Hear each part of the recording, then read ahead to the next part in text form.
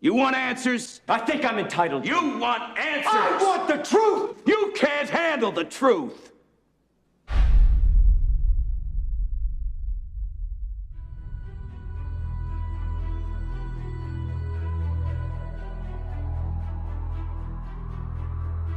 I have neither the time nor the inclination to explain myself to a man who rises and sleeps under the blanket of the very freedom that I provide, and then questions the manner in which I provide it. I would rather you just said thank you and went on your way.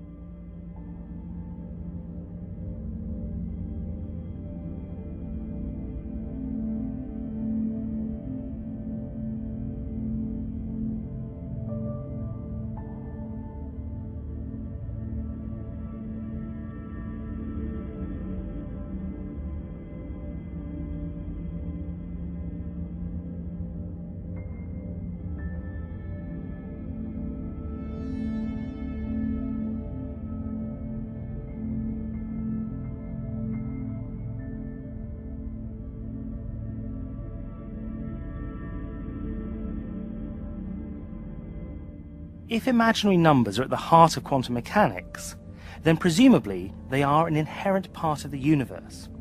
Or are they merely a mathematical construct? In other words, were imaginary numbers discovered or invented?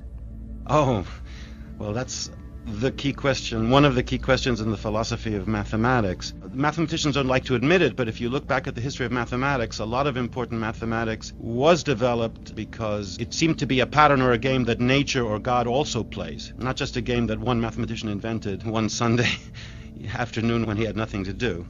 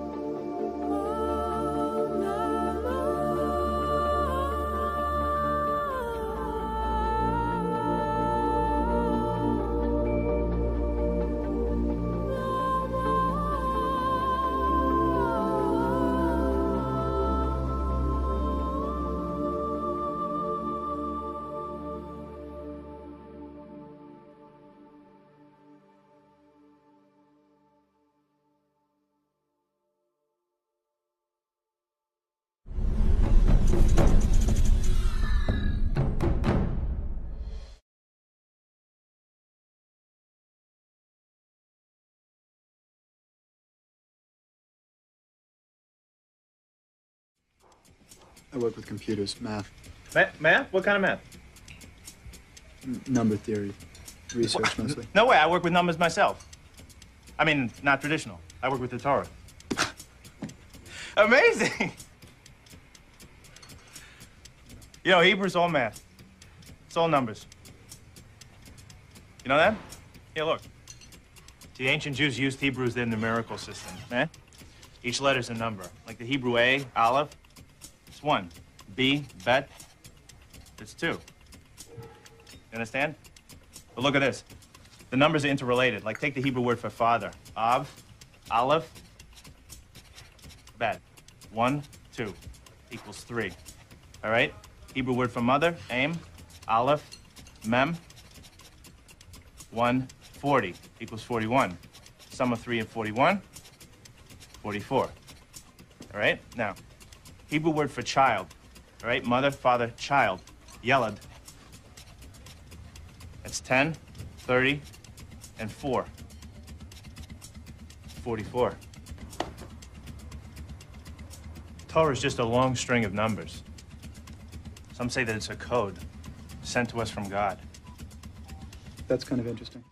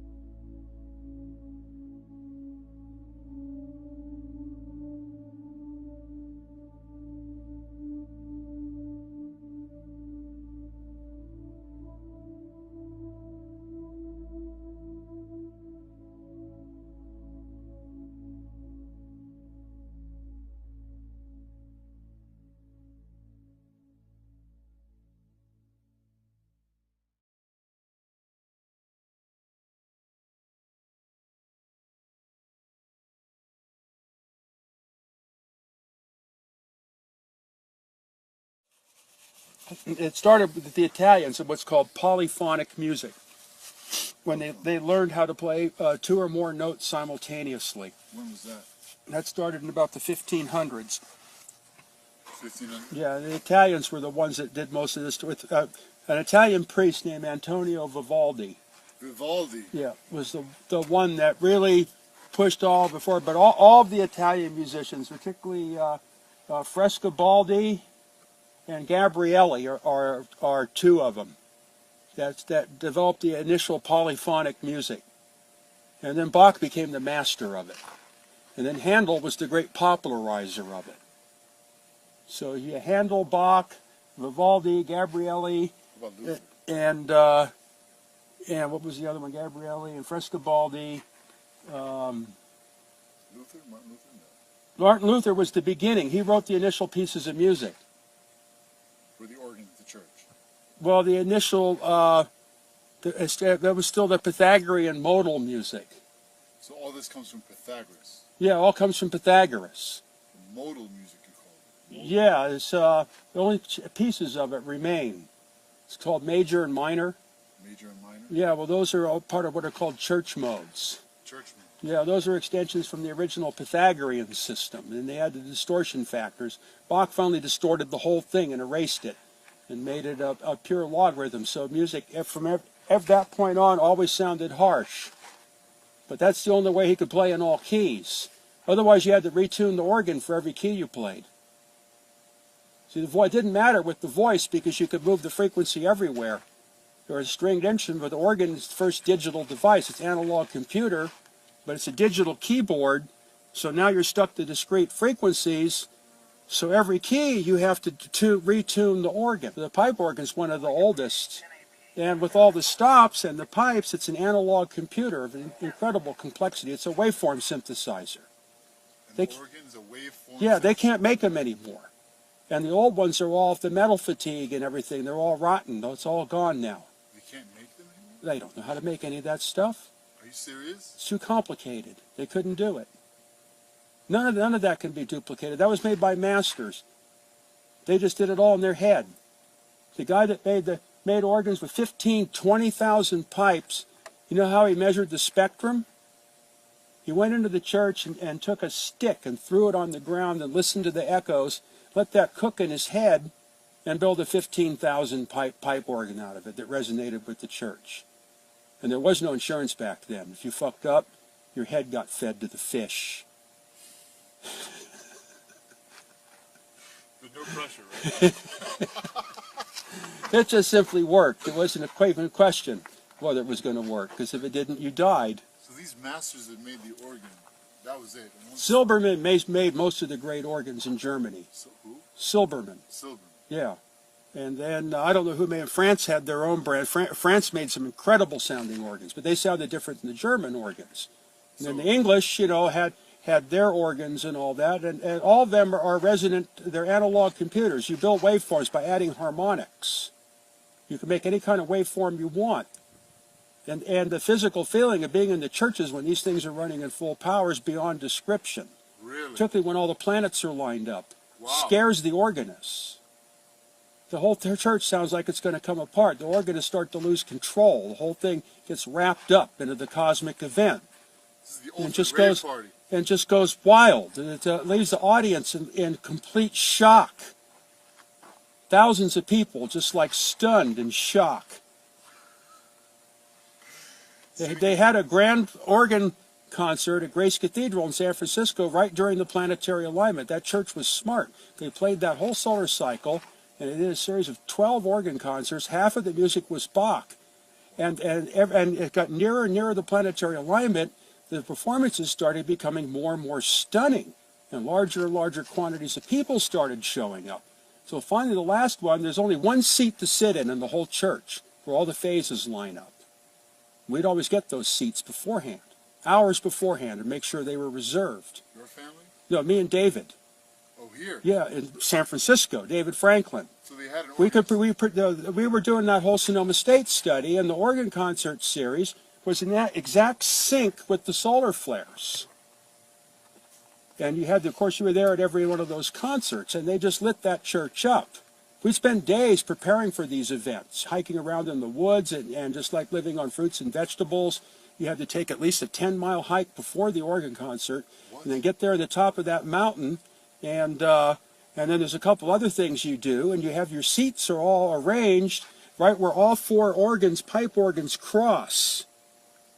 In the cross of the church itself, they're all built like giant crosses, and they have four organs in them. They have the forward and reflected organs, the giant ones in front and back, and then they got the side organs, and there's two seats on either side of the aisle in the middle, and you get those seats, all the waves add up in that spot, and it produces, you go out of your body. You just go out, during the concert, you just go out of your body. You're not even in normal world anymore. The whole thing just completely overwhelms you. And you can actually see the music and the whole, but just in that one spot. So the grand concert, the church was too crowded, so they had to put everybody out in the main thing. But the organ concert built up so much power that the whole church went, right after the concert ended, the whole church went silent. There wasn't any applause. And the organists were like frozen, staring like with weird looks on their face at their keyboards. It's the whole place just like went dead. It was quiet. No one was clapping or anything. And then all of a sudden, all 1,000 people jumped up for a simultaneous standing ovation, like the church had never seen. It just blew everybody away. How long was that standing ovation? The concert went on for about 2 hours. Wow. And it built with, like one of Bach's most famous organ works, the horror movie one. God in Fugue? D minor. Yeah, he wrote that when he was 18 years old, but I don't like that. It's juvenile and it's too dark and whatever. But these guys and the church and the alignment and the whole thing gave it a rendition of that piece of music that just wiped everybody out, including them. They lost control of the whole resonance. The building literally felt like it was going to fly apart. There was no concept of space or time anymore. You got wrapped up into this Bach cosmic cycle, and it just kept working you phase after phase, and it got deeper and faster, and the voltage higher and higher, and it just wiped everybody out, wiped the whole audience and the organists out. And it was stunning, because when you walked in, all the planets and the moon and the sun and everything were all lined up. And this thing started at sunset. So 1980. 1980, October 13th, 1980. October 13th, 1980. Yeah. And it was on top of a hill. In San Francisco, Grace Cathedral is a duplicated cathedral. It's a 7,200 pipe organ driven by like a 25 horsepower blower. Wow. So those organs, you can put each one in a place. You add all the harmonics in space and time, and you can make pressure, you can make entities in that church. The church is built like an Alexanderson antenna. The columns are all loaded.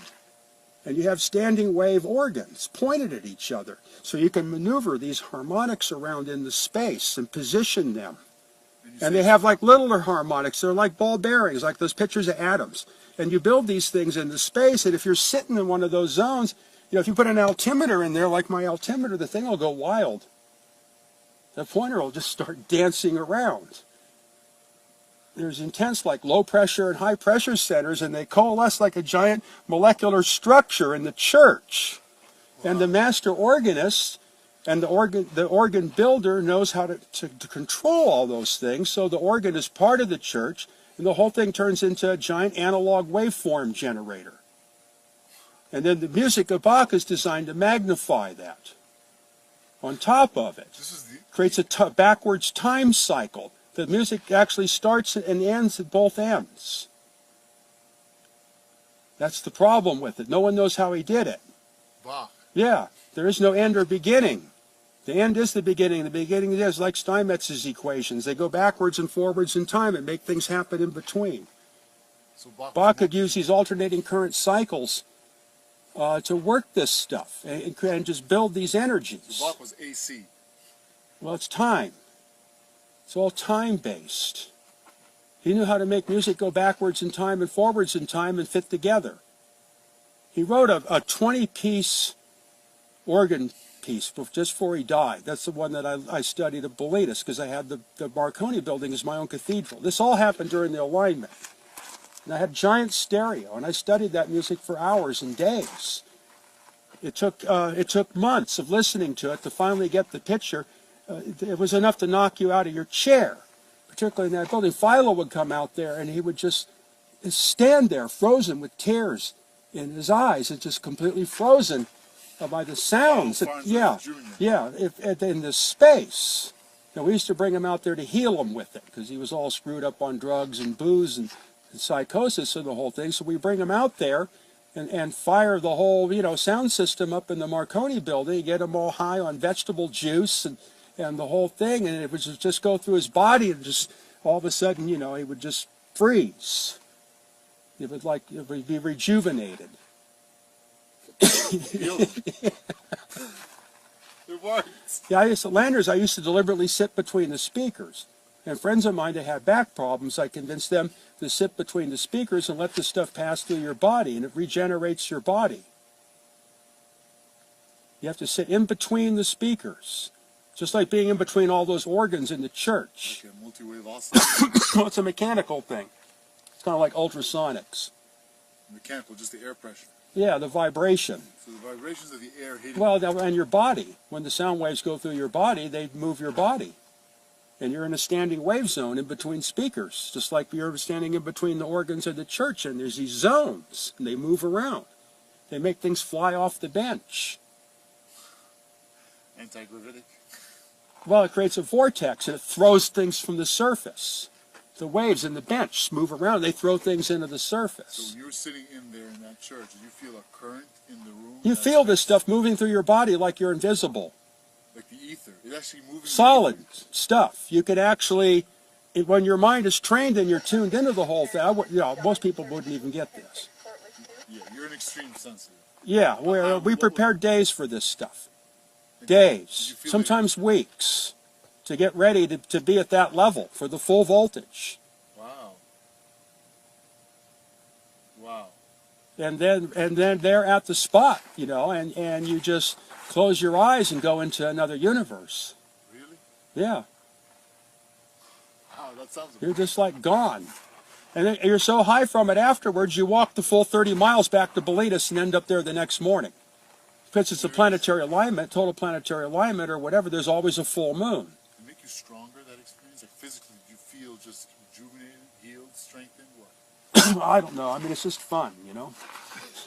But you got that experience. No idea. Of course you feel good. That's why you walk all 30 miles back to Bilitis.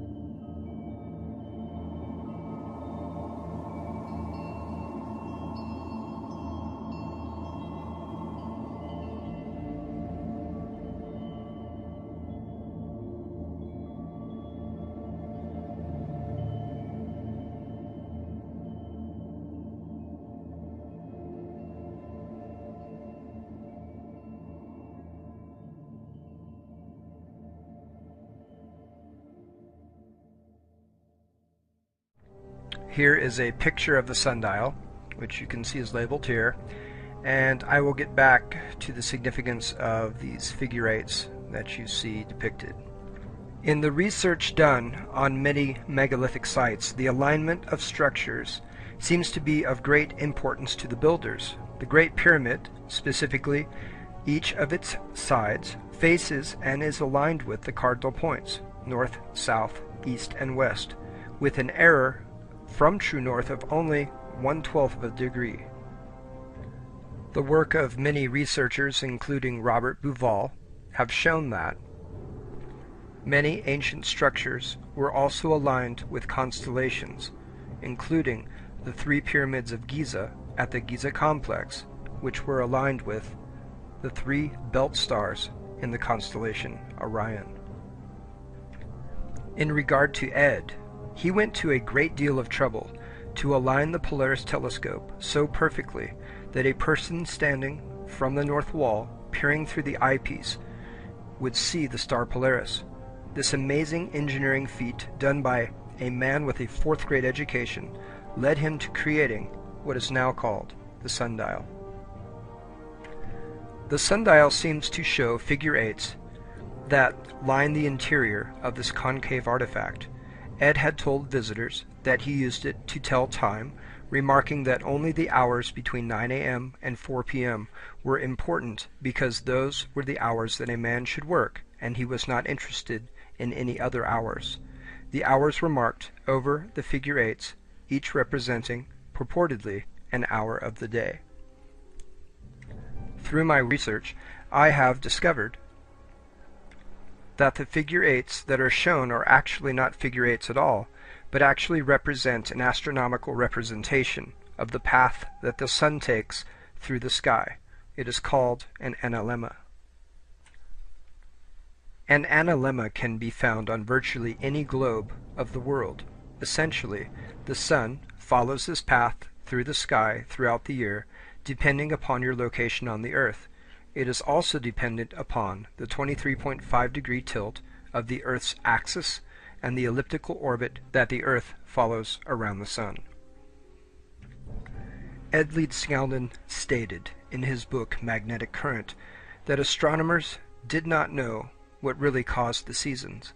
He also claimed that science was wrong in regard to gravity and electricity, and that what he had discovered using his Polaris telescope, as represented on his sundial, would help scientists redefine science and also understand the true path that the Earth follows in its orbit around the Sun. It is my opinion that Ed was not stating that the Earth follows a figure eight pattern around the Sun, as represented by the analemma, but that the path as represented by the analemma reveals that at certain times of the year, based upon our orbit around the Sun and our alignment with the Moon and other planets in the solar system, creates windows of opportunity by which the power that he used to do the miraculous was easier to access and utilize.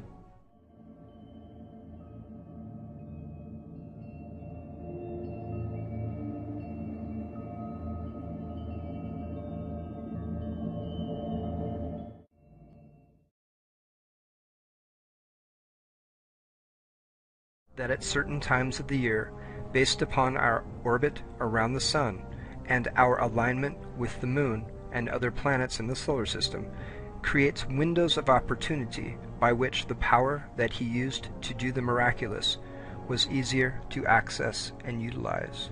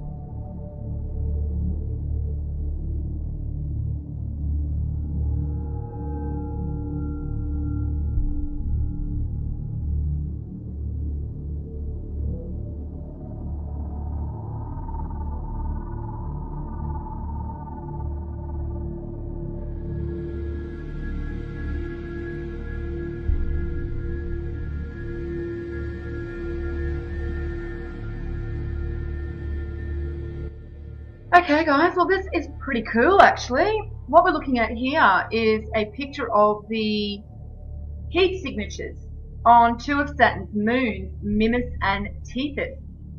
And I really love this photo because it shows me a very unusual geometric shape here. We can quite clearly see that this looks like a part of a triangle. Now, unfortunately, the article in regards to this appears on space.com, which is connected to NASA, and the best they can do is try and tell us that this looks like Pac-Man. In fact, they have mentioned Pac-Man about 20 times throughout this article. Not once do they mention it looks like a triangle, or at the very least, the top of a triangle, or the top of a pyramid. Not once do they mention that it looks like a very unusual geometric shape with very straight lines. They just continually tell us that it looks like Pac-Man. So to me, this really does show me they have nothing but contempt and treat us like idiots. Now, interestingly, the first heat signature here was discovered in 2010, and then they discovered this one in 2011. Now, it goes on to say at the end of the article that the surface oddity was first sighted by NASA's Voyager spacecraft in 1980. But they don't say if it looked like this, they just say that it was an oddity. They don't say if it's changed since when they first saw this in 1980. They don't tell us whether this heat signature has been experiencing a lot of differences during the times that they have first actually seen this. So, you know, once again, we don't get very much information from NASA at all, but really we shouldn't expect anything, you know, more from NASA. They are the mouthpiece of these government agencies. But anyway, I thought it was very interesting, this shape, because as soon as I saw this shape, I actually didn't see Pac-Man. What I saw was what I've been seeing on the sun, these triangles. So I find it really interesting that this geometry seems to keep turning up again and again. And, you know, we also see that at one of Saturn's poles, there's a hexagram. So once again, we see this very unusual geometry with Saturn. So you think that that would actually rate a mention with NASA? Obviously it doesn't. Now I just wanted to show you this really unusual correspondence to one of Saturn's moons, this one here, Mimas, and George Lucas's Death Star. And the reason that I find this really interesting is, one, they do mention it in the article, but two, now that we're starting to see that there is a definite connection between people that are very creative and their ability to tap into universal consciousness, I think we should start paying attention to a lot more of these very creative types of people and what they were relaying to us.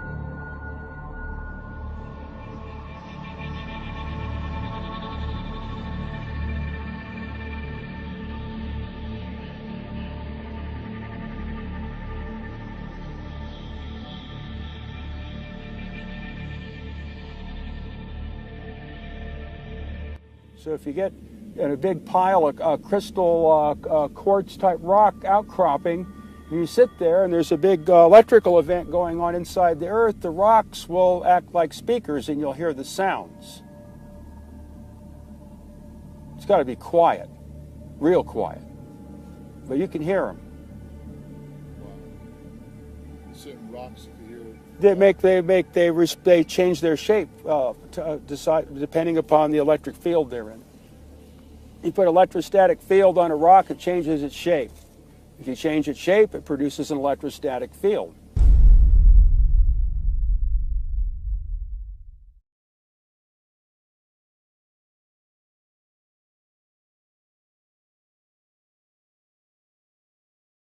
Okay, so you're standing there, and what have you noticed?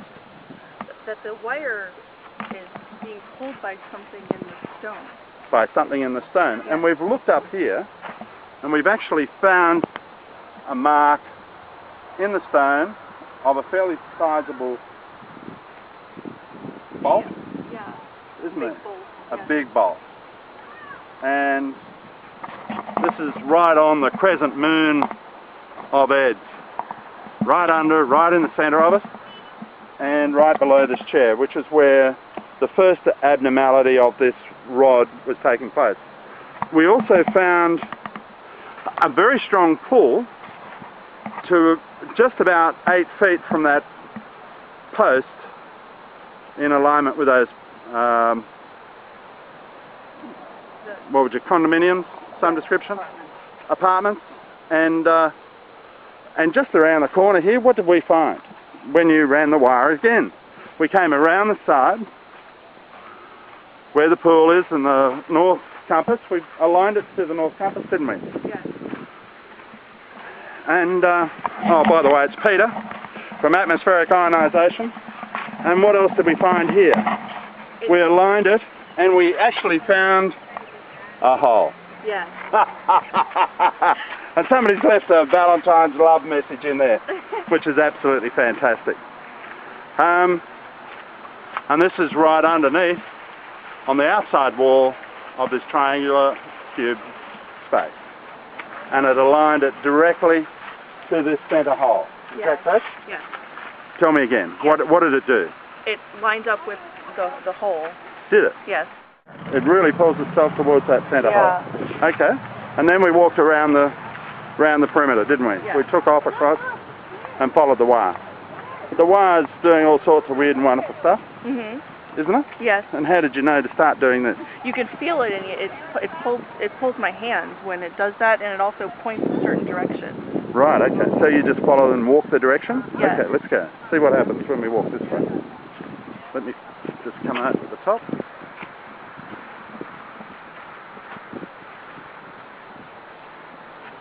And it's turning again. Yes. Oh, really? Oh, isn't that interesting? Same location. Let's keep going. Right the way around. It hasn't straightened up yet. Yeah, it's still pointing back towards that. Is it? So it's a very strong pull? Yes. Okay, so now it's letting itself go. Is that correct? Yes. Okay. It's not... And it's now aligning itself. Good? Yes. Yep. And turned away or turned around again. Hold it way out in front of you again, but it's pointing towards water. Okay. So we know that. Keep walking. Right the way around. Just want to see what happens when we go right the way around the other side. Just I'll relax your arm down a little bit. Just bend your elbow back towards you. Yeah. And just let it sit out there. Okay, I'm just going to walk in front of you. I just want to come, follow me. This is the quarry.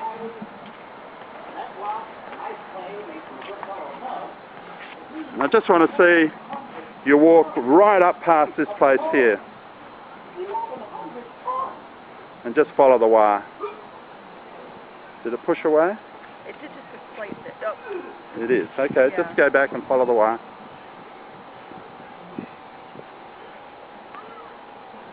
Pulling you there. Walk this way. And now there. Yeah. Stop, look down. Oh. I wonder what that is. Wow. Looks like an earth pin that Ed put there. This was his original, or possibly one of the original posts that he used to ground and make a mark for. Oh, wow. Oh, by the way, if we look up, we get an alignment with the north. See that? The North Polar Star, right back over this way? Yes. Okay, so he lined that up with that as well.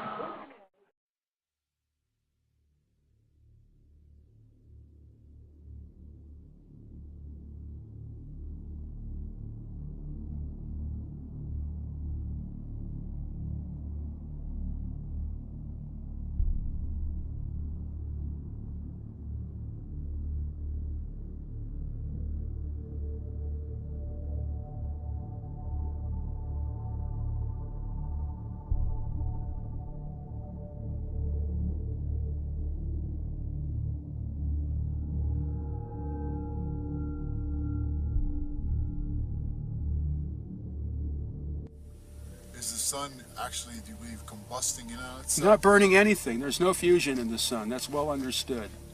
Prove it. Yeah, well, there's just not the way to prove that there is any. It's only in the flares that you get fusion. That's why all the X-rays. The flares, the arcs, and the X-rays, and the microwaves, and whatever result of fusion in the arcs. There's no fusion in the sun. They don't know how the sun works. Why do you, what's special, how does the sun make light? It's a transformer. Transforms from some other dimension. It's not burning anything. It doesn't have to. It's a converter. Of what? I don't know. Nobody knows. But that's what it does. That's the only thing it can do, because that's how everything works.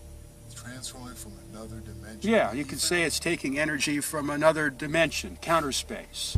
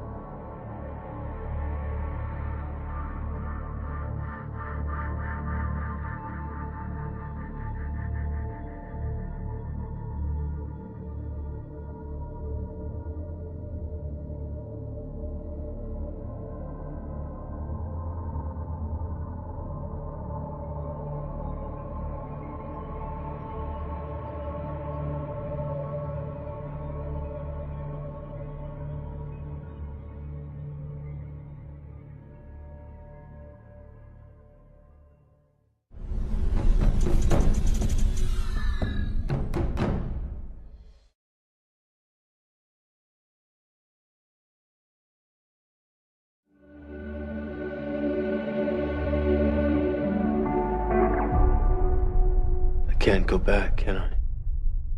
No. But if you could, would you really want to?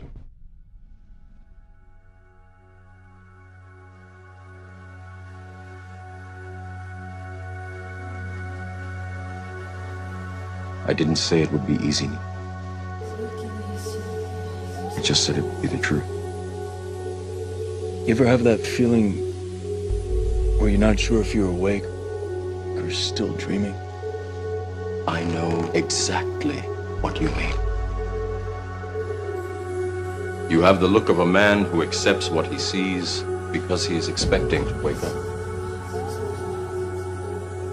Ironically, this is not far from the truth.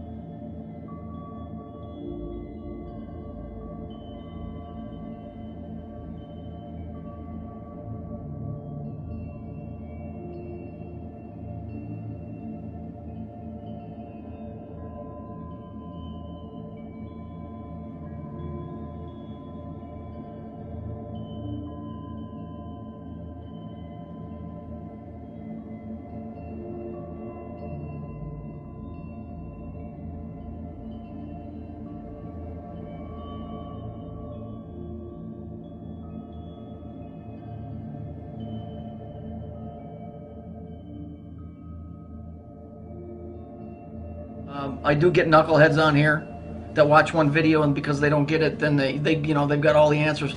You don't just get all the answers. I bet I don't even know 1/100% of what's going on. I know that there's one major thing involved, and that's that thing that's called Saturn. This is one of the biggest lies that comes out of the Bible, because it's not a lie if you understand what it is, but it's a lie the way it was taught to you. You're told, for those of you that are churchgoers, and for you of those who aren't, you'll know what the word is. Sin, S-I-N. The word sin is supposed to mean that you're bad, and that because you're sinful, God can't have anything to do with you. You know, well, the word God refers to the planet Saturn. It does not refer to the Creator, who stands above the one that men have called God, which is the planet Saturn. The word sin comes from, it's from physics. It's used in quantum physics. What is quantum physics? Quantum physics has a very old, ancient name, and that name is Kabbalah. I'm a theoretical physicist, and I like to say that I walk in the footsteps of giants like Albert Einstein and Niels Bohr. I'm not a philosopher. However, I am rather dazzled by the fact that many of the basic mysteries that we find in string theory and the theory of everything seem to be mirrored in the Zohar and in the Kabbalah. As a scholar, the most amazing thing of all is the degree to which modern astrophysics sounds like a Kabbalistic tale. Albert Einstein, when he was creating the atomic bomb or writing up the theory for it to work, used Kabbalah. Came up with E equals MC squared. You got what? Five symbols that equal volumes of information. These are lies that have been perpetuated. People do not understand that the Old Testament is written in code. And I'm not talking about this bullshit Da Vinci Code crap. I'm talking about actual code as in, high-level physics. Okay? The word sin, S-I-N, comes from the word sine, S-I-N-E. If you look at that, this is a sine wave. Yeah? It's a sine wave. The straight line that you're seeing, that's called linear time. That's going from your birth to your death, okay? The wavy line, that's a sine wave, okay? That's a sine wave. Bear with me. The word sine in physics is abbreviated as sin, okay? Now, there is another wave, it's going to be in blue, that runs along the same line as time, okay? And what that is it goes like this. This one is called a cosine wave, as in cosigner. That's right where that comes from. That's a cosine because it rides the back. It's so tight to the other wave, it's called a cosine wave. Now, you see, you have red and blue, and they both are interacting with time. So, one is time, one is space. Okay? Those two together create time and space. Red and blue, which represents the planet Saturn. The time and space. So why is sin evil? Because sin is the abbreviation for sine, which represents time, and incidentally, the serpent in the garden is right here. Okay, that's the serpent. Okay, the serpent is time. Now I'm going to show you something else. Bear with me for a second. This is where your caduceus comes from. That's time and space running along a linear, that's a cosine and a sine wave, running along the vertical line, which is sine or sin. Here we have the wings. That's what your symbol is that you see, the caduceus. The single one is just a snake, which is it looks like an S. That's the serpent. Okay, so why do they say that we're sinful?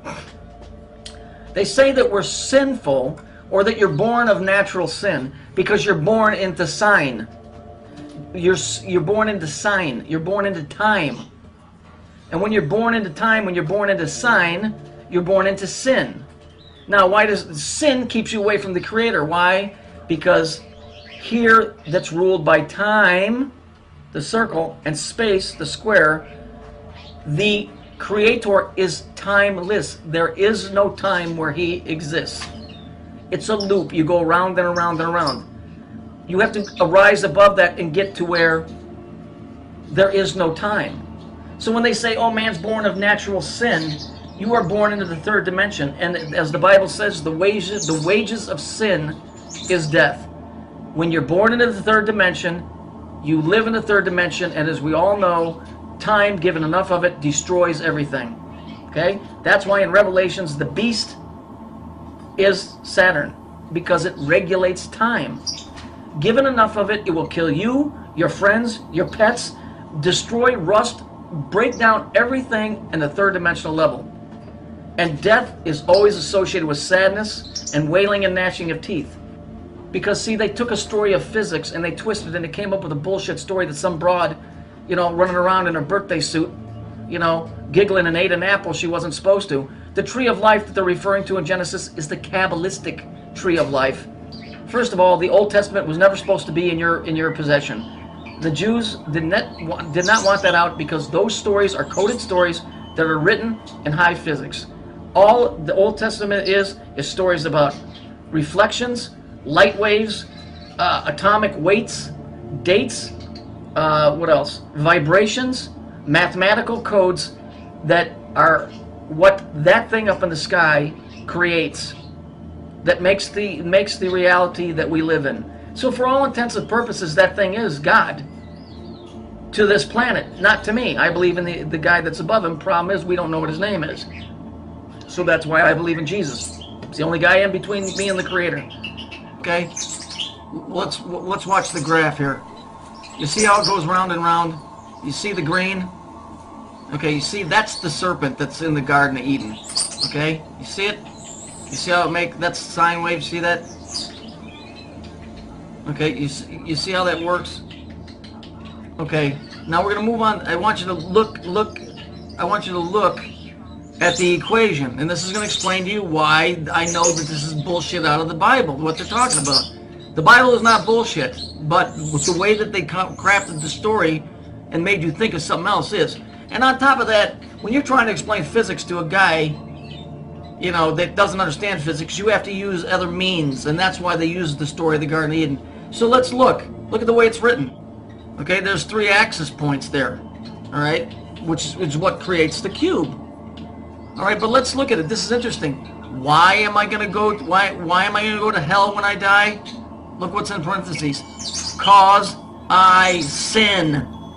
You see, they just crafted a story from physics, and they did that because back in the old days, like I said, in order to get the message across to somebody, you put it in a story form. Okay? This is what this is all about. There's no doubt in my mind. Just, okay, here we have a woman with an hourglass. Yeah? Okay? She's got her arm resting on a skull, which represents death. The thing that's above her head is called Oribus. It's a snake biting its tail. Okay? That represents Saturn. Okay? All halos that you see represent Saturn. All circles, the earrings that you wear, women, those earrings are a representation of time, and it comes out of Babylonia. It represents Saturn. Same thing with your wedding ring. This is obviously a picture from a society called the Rosicrucians, which is, I guess they're kind of like Masons. That's why she's holding a rose. But the hourglass and the Oribus above her head, so this is basically telling you that Eve, okay, the story of Adam and Eve, it was time. That was time. It wasn't a serpent as in a snake. It was a serpent as far as time. A sine wave. Okay? All right. You see it go around and around? You see the red colors? Red, yellow, blue, green? That's a time cube. But if we look at it, look how it's split into 4 sections. The circle is, right? Okay. Let's see where we've seen that before. Ah, there you go. There it is. You see it's on top of a church. It represents time and space. It has nothing to do with Jesus Christ. It has nothing to do with saving your soul. It has everything to do with a business. The 503, it's a government code. Churches don't pay taxes because it's nothing more than a government installation. And pretty much that's all that I really wanted to show you guys today.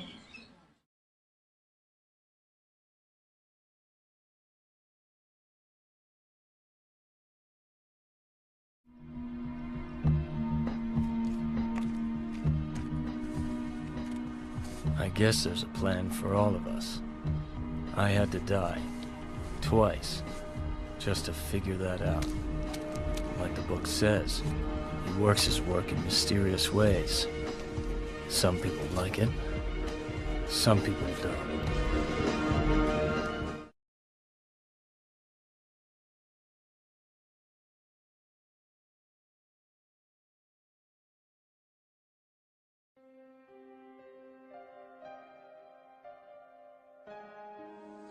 Why do the people think they know things and talk about how others don't know anything? Why is it so easy to get people to call other people sheep? Is that not just the new underground pop thing to say? You have homophobia, this could be sheepophobia. Everybody calls everybody else a sheep. They talk about how they're awake. People believe that if they watch a 6-hour video by David Icke, or watch Endgame by Alex Jones, or study the Illuminati online, they believe that after doing so, that has anything, in any way, to do with being awake. They believe it. I'm not kidding. They can't get enough. Addicted to posting their opinion in a forum. Chasing that white rabbit everywhere it goes. And they call themselves awake because the system wants you to call yourself awake. It loves that. Cockiness, arrogance, and hating other people. And as you're sucked into this, it is consuming you and you don't know it. You don't even realize it. You just prefer to be able to call people sheep. Perhaps subconsciously you resent that you were called a sheep. You want to be able to say it too. The naivety with that is that you don't know anything that they know. And they know you don't know it. You're not hurting their feelings. You're making them laugh at you. Because you're eating up mostly propaganda that they have distributed. Calling yourself awake and pointing your finger at them, and you are hardly enabled to deal with them or even your own self. John, tell me why. John, give me. John, tell me another answer, please. And can you answer this question for me? And what's your opinion on that? You owe me a response. I owe you a response? How much am I getting paid to do this? Oh, that's right. Nothing. I couldn't even count the number of people that have declared being awake to me. Couldn't do it. People are very easily controlled. All they have to do is create a new subcategory of personalities. Right now you have the jocks, you have the rednecks, you have the goth, you have the preppies, you have the business people and the whatever. Now they have the awake people. The reason nobody knows anything can only be explained to you by a metaphor, of course. In this realm, you can only use metaphor. Think of the difference between a broadband connection and a 56K connection. Now, there are people that know what is occurring in this reality. Many of them joined secret societies. So it's not that they have knowledge, it's just that they have acquired information. They went in reverse. You see, true knowledge is true knowledge. Those with understanding understand what I just said, those without don't. It's pre-symbol. A symbol is no different than any expression, a song, a picture, a sound, a look, a touch. A symbol should be the result of knowledge. The understanding, the awareness, and then you have the symbol surface. Having somebody learn symbols and then distributing a very strategically limited amount of meaning to that person does not give them knowledge. They perceive that they're getting knowledge. For example, I could say the word gum to some bubblegum popping dizzy-minded cheerleader, and the only meaning that she may come up with when she hears that word is chewing gum.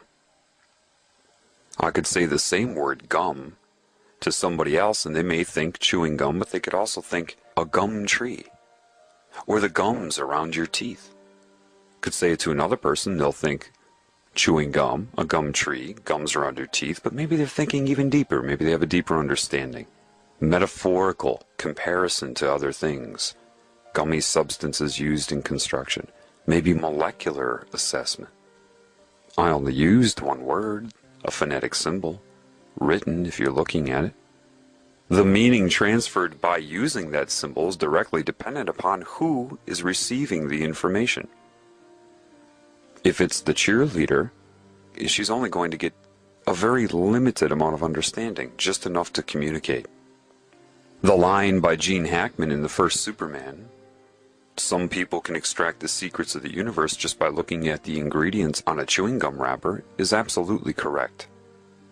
What that means is you can get a lot of information just by being aware. The creases in the paper, the spacing between the letters themselves, the space around the letters, all the nuances. Now, unfortunately, I have to say that this is a metaphor, okay? A metaphor. That does not mean that you should go and try to learn as many meanings as you can for each word that you know. That would have nothing to do with anything. That was just a metaphor that I used. If you think of a symbol, and you look at maybe the shape of the number 6, you can be told what that means. But perhaps if you're bathing in knowledge and awareness in life, suddenly you have an understanding, and then a symbol like 6 comes up. Maybe you think of getting caught in a tumor and you come in but you can't get out, and you're caught in a vortex, a circular cyclic existence. Getting in, not getting out. Something like that, you know. What they do to you early is they show you all the symbols and tell you what they mean. And they don't tell you completely what they mean, of course. They tell you what they want you to think they mean. Why? Because what is the true purpose of being? If you're not extracting meaning from your path, from your experience, deriving meaning from it, and creating expression, the expression would always be the symbolic. A picture, a touch, a kiss, anything, an image, right? If you're only copying what they've told you things mean, and replicating what they've told you to use them for, and how to use them, how to speak, how to think, what means what you're supposed to do, what the meaning of your life is. If you allow yourself to be told what the meaning of your life is by something in your objective reality, somebody else, what is your purpose other than to be a slave? Forget about laws and politics, that's all bull. That's only a result.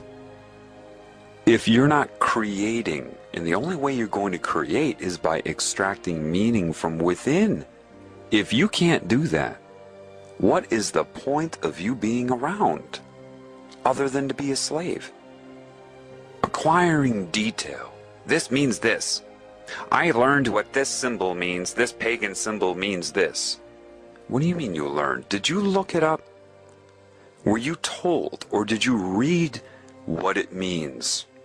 Or did you sit there by a lake and think about life as a whole and what's happening, and the symbol came up and you're like, oh my gosh. See, the oh my gosh is when you extract meaning. It doesn't have to be a traumatic thing like, oh my gosh. It can be, oh my God. That is the sign of a creative. Somebody that's always in their mind like, I get it, oh my gosh. And you want to tell the whole world. Because you've just created, you've extracted meaning from within. Those that even if they have opened up, all right, and they were seeking information, because information is not knowledge. So enlightenment would be in the category of information. Why? Because as it's sold, as it ends up being, all you're doing is changing your perception of reality, just seeing other templates of symbolic expression. There are no answers there if you're depending upon anything you experience to give you those answers. So in truth, if you have the meaning inside and you come up with symbols and you see them in your objective reality, maybe somebody else came up with it too, you have an understanding, an immediate understanding. Sometimes that can be faked or replicated. Somebody's been indoctrinated into a system where they had to learn specific meanings to symbols, and so one who is in the know, one who has knowledge, may run into somebody like that, and the person may have learned enough so that you have an understanding. But the person that learned it will still look at you, if you came from within to know, in a way that they're curious. How do you know? Because you seem to have a different, a fuller understanding of it, a non-polarized understanding of it. They learn a few specific ways to talk about it and what it means, but you can talk about it endlessly with different metaphors. What's the difference? Well, what's the difference between reading a book and memorizing somebody else's conclusions and extracting meaning and coming to your own? It's like the difference between a muffin top and a muffin. They've got you all eating up muffin tops, but you don't have the knowledge underneath. Is that a permanent thing? Absolutely not. The reason you don't know anything is because many people that do have knowledge, even if they wanted to tell you, it's like they are on a broadband connection and you're on 56K. There is so much information, and unfortunately, as it is right now, the general population has no idea. They look at a symbol, maybe they're taught a symbol. Either they really don't have any understanding of it, or it's a very limited understanding. If you have knowledge inside of you, you could sit there and talk about that one symbol all day. There's more than one meaning attached to symbols. Like I told you, a deer in the woods can mean more than one thing by stomping their hoof. If you seek the symbol, the muffin top, you will never have the whole muffin. And this is what people do when they try to seek videos and books and all. They're looking for muffin tops. They're looking for the end result. Therefore, you are dependent upon the meaning that is given to you. So somebody in the know, if they're talking to somebody that isn't in the know, can be very difficult. Why? Well, a very naive thing to say, or if somebody's trying to manipulate you, control your mind, they'll say this: the truth is an easy thing to say. And anybody who speaks for a long time to you, they're trying to manipulate you. Now that's a very naive thing to say. Yes, somebody who depends upon a lot of words, really trying to control what you're thinking, could very well be trying to manipulate you. But if you depend upon length of speech, and that's where your perception lies, you wouldn't be able to tell anyway.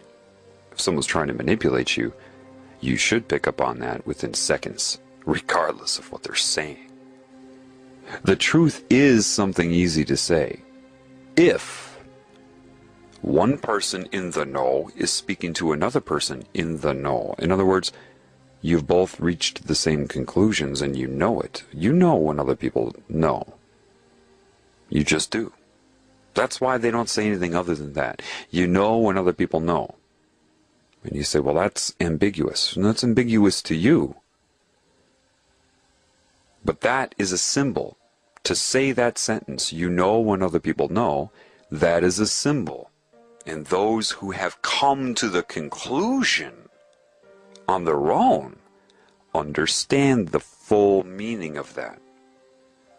Those who may have heard that from some philosopher, and they were told that that philosopher was brilliant, so they decided to dwell upon things the philosopher said.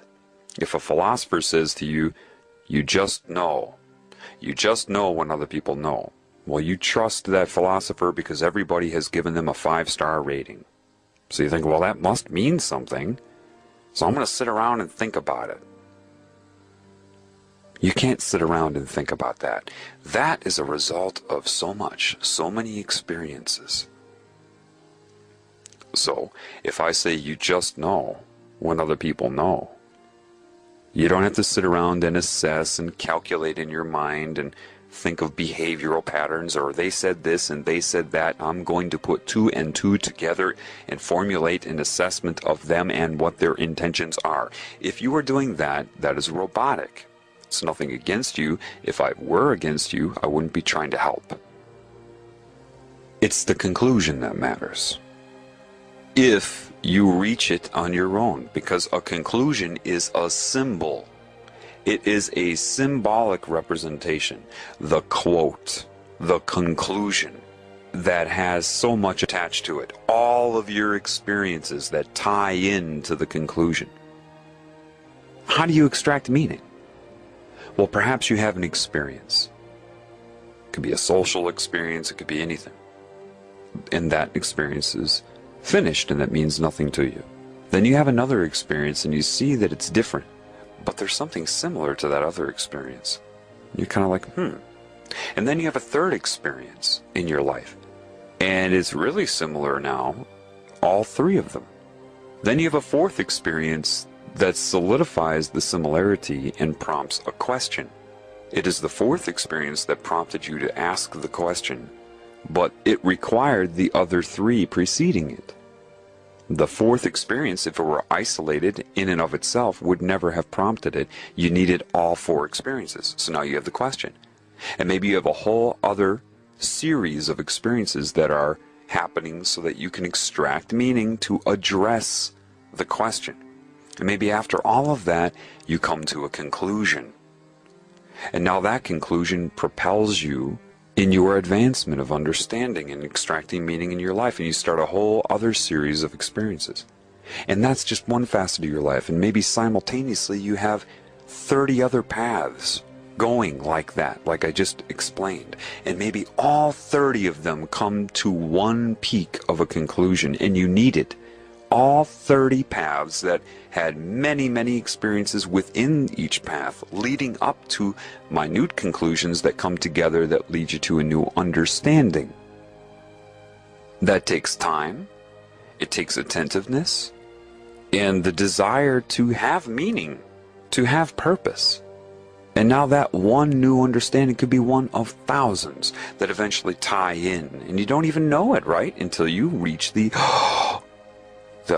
oh my gosh.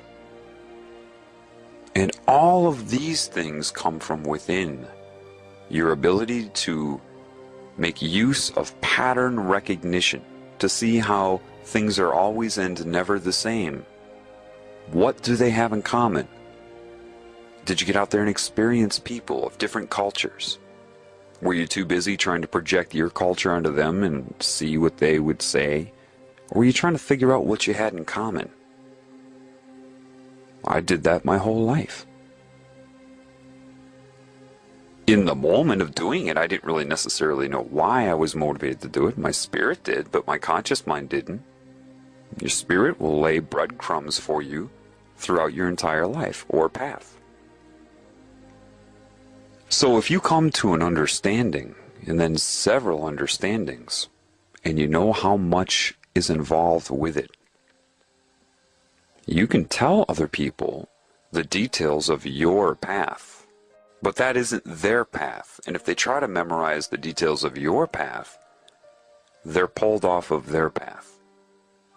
This is why I have been really careful not to give too much information about my path. People always ask me, tell me how this all began. And the details of my path are irrelevant. The understanding is the important thing, the conclusions I reach. And I can share conclusions with you to motivate you. But I can't have you memorize my conclusion. So I have to have a delicate balance of rhetoric with the information. And the information is not volumes of information. It's enough to make my point clear. It's enough to show you that I've learned. But I don't want you to memorize the details of my life. One who really cares for you will be attentive to that. And the idea of indoctrinating somebody with an oath is absolute evil. Why? Because they're declaring they do not want you to be a creative being and extract your own meaning. You will go through steps in which they will spoon feed you meaning. And because it's more meaning than you had before, more knowledge, you're really impressed by it. You think you're actually getting something. You think that you're being empowered. When they know that by keeping you from being able to extract meaning on your own, they've got complete control over you. They have pulled you off of your path. But if they did that successfully, you would never even have thought of that, now would you? Because you won't extract your own meaning, you see?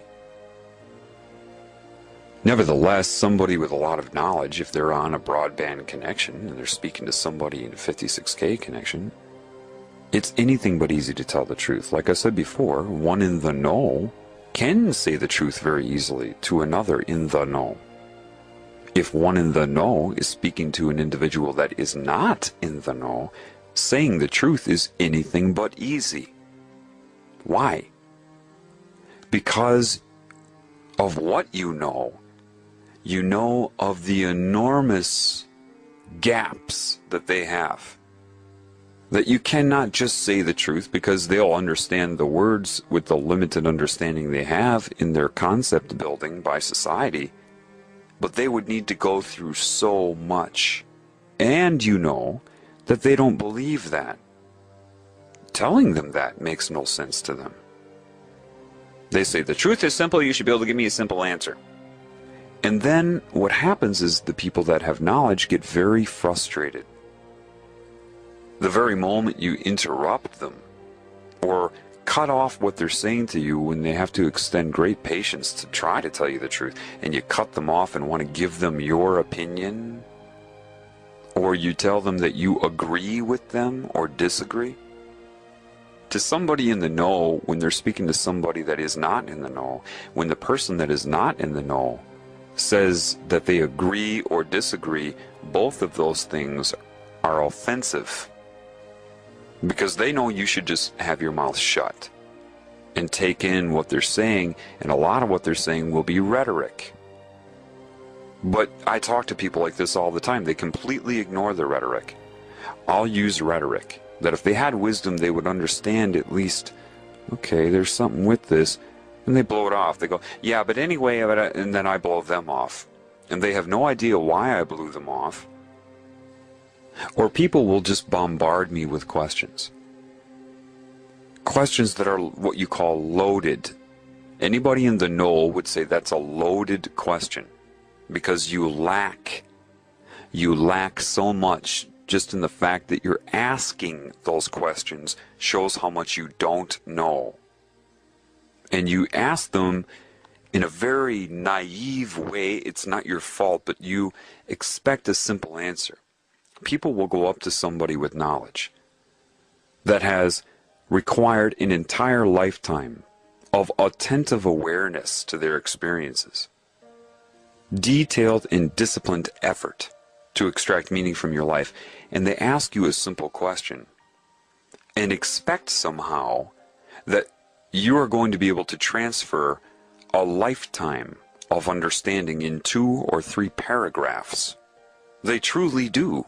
They do expect that, otherwise they wouldn't ask the question. So you have this huge gap between those who are in the know and those who are not in the know. Those who are not in the know do not know they're not in the know because of how they have been taught to think. They have been incorrectly instructed in their thinking process itself. They have been taught to look outside of themselves for answers.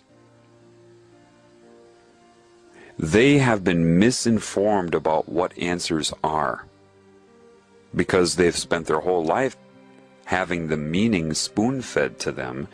They think that's how it works, so you ask a question and somebody can spoon-feed you the answer. And because you lack any meaning or an understanding, you don't understand why that answer is wrong, limited, or even misleading you.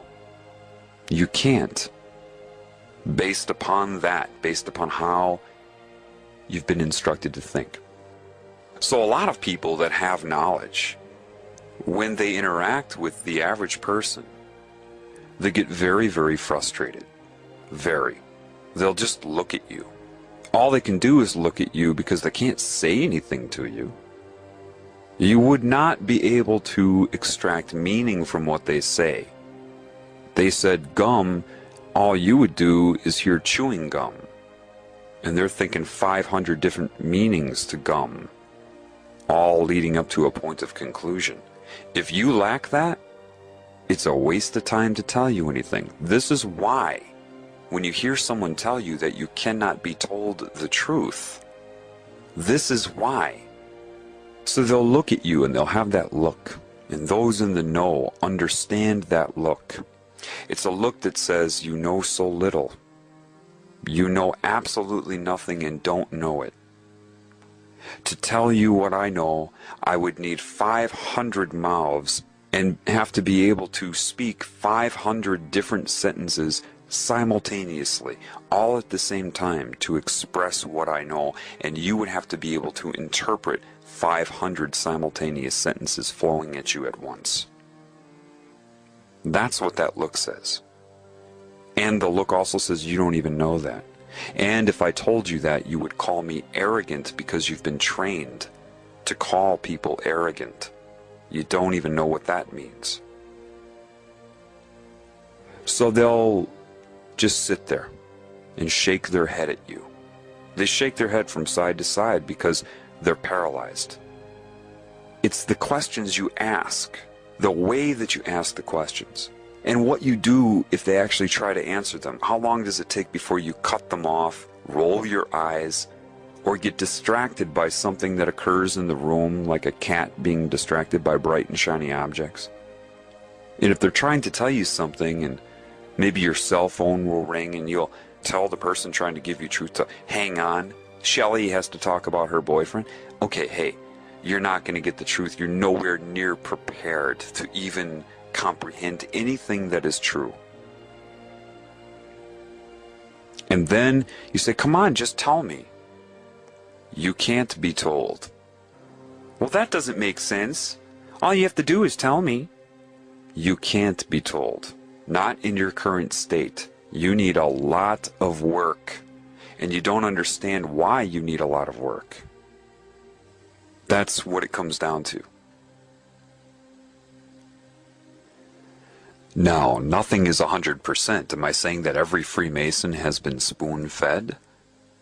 No, there's a lot of intuitive people that probably joined that.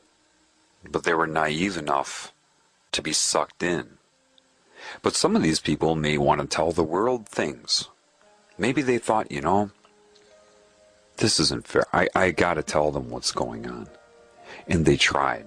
Maybe they tried with a few people, but they got the rolling of the eyes. Or the person that they knew nothing, tried to debate them. They're so far out of the know that they can't even recognize truth when it's told to them. Do you know that the majority of the people that look up information on the Illuminati point their fingers at people in the Illuminati? If you actually sat down in a room with these people and were allowed to ask them questions and they had to be honest with you, if they told you the truth, you either wouldn't understand or you would roll your eyes, you would laugh at them. I know enough to know that. A problem with somebody in an organization like that is not only are they separated from you, they're separated from you because they cannot relate to you. Because what you think is not what they think is. That's first and foremost, and that's by design, by that which sucked them into it. They're also controlled by an oath with fear. And it's not just fear of death. They'll use threats of the unknown because these people are shown different templates of reality. And they say, we control that too. So if you do this, it's not over when you die. We'll get you here, here, and here. And they don't know any difference. They can't prove that that isn't happening, that that won't happen. That's the fear of the unknown. When are you subjected to the fear of the unknown? When you look outside of yourself for meaning. They are answering to a consciousness that overwhelms them. It can speak through anyone, they know it. If they want to ask it a question, they can look in a cloud. So that can be overwhelming for them, and I understand that. My intent is not to point my finger at anybody or anything on any scale. People in these societies are sucked in, then they're blackmailed. Because even though they believe they have all of this knowledge, some of it is filtered in their mind by the consciousness that controls their minds. So they don't think about certain things. Controlling of their mind to make them deviate in a way that society would want to pick up stones and throw them at them. Because society is corrupt too, that's why they're so judgmental. These people are scared of that type of persecution. I understand that. I'm not going to point my finger at them for being scared of it. Rather, I would like to go through it in some ways myself and show them that it's worth it. And show them their own value. I want to show everybody value. I'm not polarized here. Because that's what's in my heart. If I feel like a healer, how could I look at somebody with a disease and just focus on their behavior and be too stupid to recognize that their behavior is a result of a condition? Now, if I have true wisdom, wouldn't I address the condition? I would only focus on somebody's conduct throughout their life if I had a very small mind and had no capabilities, no abilities, no talent, no gift to give, no ability to create. My desire is to heal both myself and everything I see, and not carry the whole world on my shoulders when I do it, but rather be moment to moment. Since everybody else is ignoring the problem, the majority, and I say, wait a minute, you know, that person doesn't have to be that way. They don't have to be corrupt, and I know it because I've watched my own corruption get healed. So if it can happen for me, I know it can happen for somebody else. I would be what you call a fool. You know, the one that comes in with the hat and the bells? I would be a fool to blind myself to the whole picture and not take everything into account. That includes my own behavior, my own path, because that's where I'm going to get any knowledge from anyway.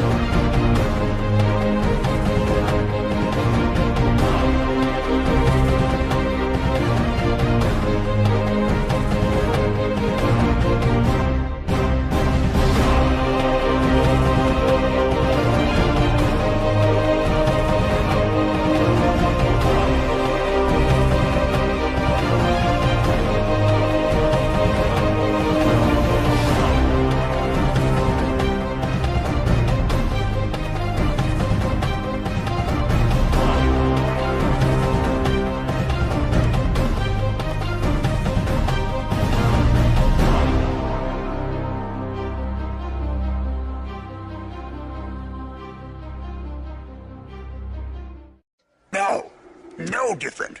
Only different in your mind. You must unlearn what you have learned.